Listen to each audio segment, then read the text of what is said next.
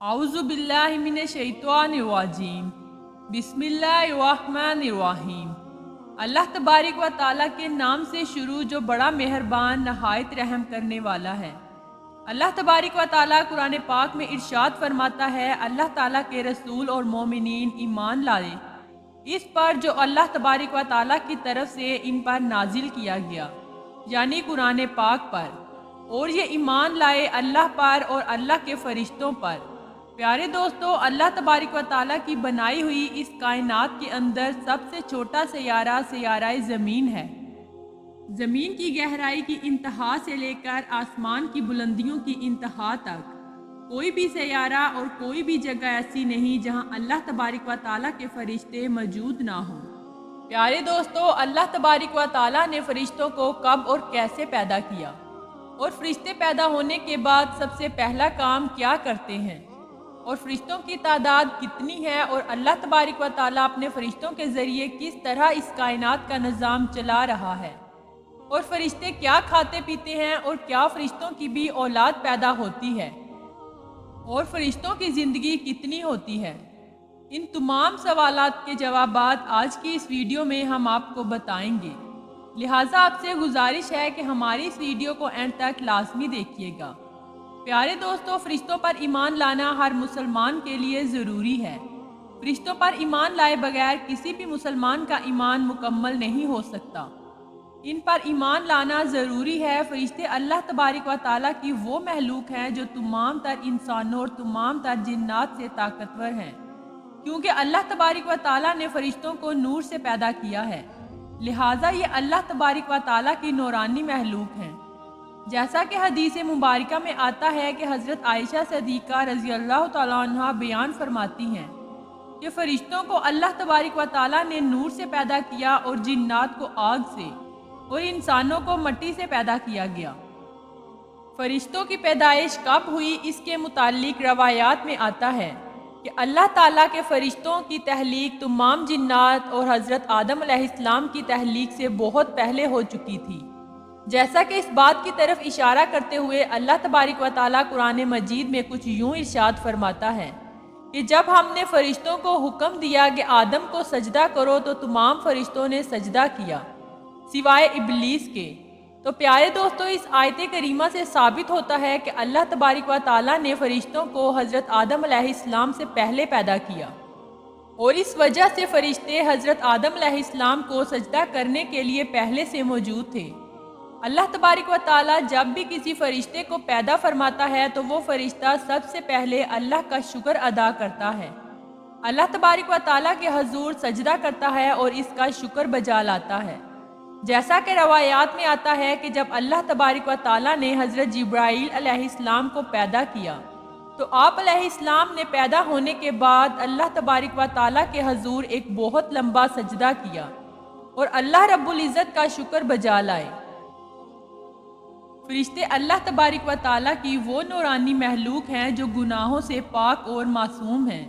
یہ اللہ رب العزت کے حکم کے پابند ہیں اور یہ اپنی مرضی نہیں کر سکتے۔ انہیں جس کام کا حکم دیا جائے وہی کرتے ہیں۔ فرشتے کی اولاد پیدا نہیں ہوتی کیونکہ یہ اللہ رب العزت کی نورانی مخلوق ہیں۔ ان میں کسی قسم کی جنس یعنی مرد اور عورت نہیں ہوتے، اور نہ ہی یہ کھاتے پیتے ہیں، بلکہ ان کی خوراک نور ہے جو انہیں اللہ تبارک و تعالیٰ کی عبادت سے ملتی ہے۔ ویسے تو اللہ تعالیٰ کے بے شمار فرشتے ہیں، ان کی تعداد کو شمار نہیں کیا جا سکتا۔ ان کی تعداد کا علم صرف اور صرف اللہ رب العزت کے پاس ہے۔ جیسا کہ اللہ تبارک و تعالیٰ قرآن پاک میں ارشاد فرماتا ہے، اور اللہ تبارک و تعالیٰ کے لشکر میں یعنی فرشتوں کی تعداد کے بارے میں اللہ کے سوا کوئی نہیں جانتا، لیکن اللہ تبارک و تعالیٰ کے 4 ایسے فرشتے ہیں جن کے ذریعے اللہ تعالیٰ اس کائنات کا نظام چلا رہا ہے، اور یہ فرشتے اللہ تعالیٰ کے بہت زیادہ قریب ہیں۔ ان فرشتوں کو ملائکہ مقربین بھی کہا جاتا ہے۔ یہ 4 فرشتے تمام فرشتوں کے سردار اور سب سے زیادہ افضل ہیں۔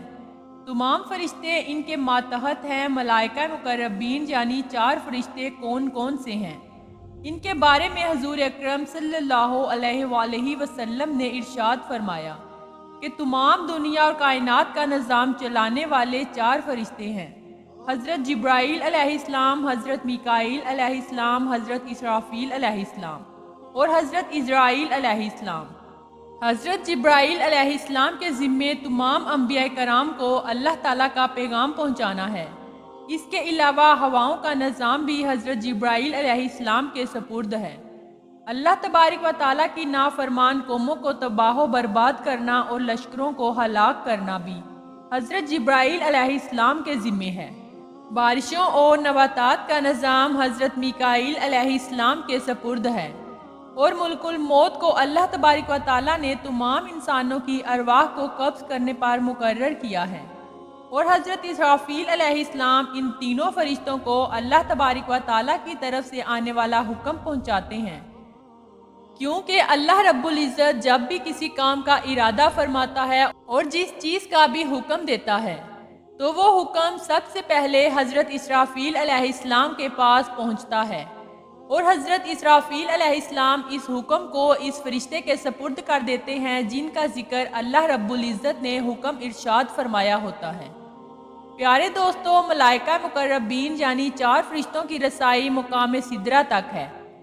سدرۃ المنتہا 7ویں آسمان پر موجود وہ آخری مقام ہے کہ جس سے آگے کوئی بھی فرشتہ نہیں جا سکتا۔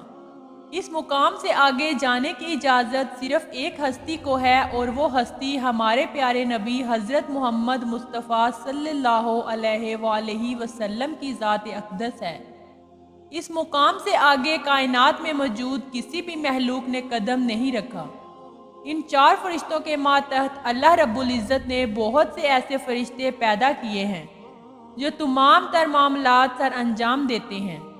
ملائکہ مقربین کے بعد ملائکہ اسفل کا مقام آتا ہے، اور وہ دوسرے درجے کے فرشتے کہلاتے ہیں، اور یہ اپنی طرف سے کچھ بھی نہیں سوچتے بلکہ ان کو جس کام کا حکم ملتا ہے یہ وہی کرتے ہیں۔ ان فرشتوں کو قاصد فرشتے یعنی روحانیون بھی کہا جاتا ہے۔ یہ زمین پر موجود تمام انسانوں کے دلوں میں اللہ رب العزت کی مرضی اور اس کے احکامات ڈالتے ہیں، اور یہی فرشتے اسلام کے خلاف جماعتوں میں بہادری، ثابت قدمی اور اللہ تبارک و تعالیٰ کی ذات کے لیے اپنا سب کچھ قربان کرنے کا جذبہ پیدا کرتے ہیں، اور اس کے برعکس اللہ تبارک و تعالیٰ کے مخالفین کے دلوں میں بزدلی اور کمزوری کے خیالات ڈالتے ہیں۔ ان فرشتوں کی رسائی بیت المعمور تک ہوتی ہے۔ بیت المعمور وہ مقام ہے جو سدرۃ المنتہا سے نیچے ہے۔ اس مقام کو فرشتوں کا کعبہ بھی کہا جاتا ہے۔ یہاں پر ہر روز 70,000 فرشتے اللہ تبارک و تعالیٰ کی عبادت اور طواف کے لیے آتے ہیں۔ ملائکہ اسفل صرف وہی کام کرتے ہیں جس کام کو کرنے کا حکم ملائکہ مقربین سے دیا جائے۔ پیارے دوستو، ان فرشتوں کے بعد زمین و آسمان کے فرشتوں کا مقام ہے جن کو ملائکہ ارض و سما بھی کہا جاتا ہے۔ فرشتوں کی اس جماعت کے بارے میں آتا ہے کہ یہ فرشتے ہر وقت اللہ رب العزت کی عبادت میں مصروف رہتے ہیں، اور یہ فرشتے اللہ تعالیٰ کی آخری نبی حضرت محمد صلی اللہ علیہ وآلہ وسلم پر درود و سلام بھیجتے ہیں اور مومنین پر رحمتیں نازل کرتے ہیں، اور ان کے لیے توبہ و استغفار کرتے ہیں۔ حدیث پاک کے مطابق آسمان میں 4 انگلیوں کے برابر کوئی ایسی جگہ خالی نہیں جہاں کوئی فرشتہ اللہ تبارک و تعالیٰ کے لیے رکوع یا سجدے میں نہ ہو، جیسا کہ اللہ تبارک و تعالیٰ قرآن پاک میں ارشاد فرماتا ہے، اور اللہ کے جتنے فرشتے ہیں اسی کو سجدہ کرتے ہیں اور وہ تکبر نہیں کرتے۔ پیارے دوستو، کرامن کاتبین یہ فرشتوں کی وہ قسم ہے جو ہر وقت انسان کے ساتھ رہتی ہے، اور اللہ رب العزت نے ان کو اس کام پر مامور فرمایا ہے کہ یہ ہر انسان کے عمل کا حساب کتاب رکھتے ہیں۔ جس طرح اللہ رب العزت نے دنیا میں فرشتوں کو مقرر کیا، اسی طرح اللہ رب العزت نے جنت اور جہنم میں بھی فرشتوں کو مقرر کیا ہے۔ فرشتوں کو موت کب آئے گی اس کے بارے میں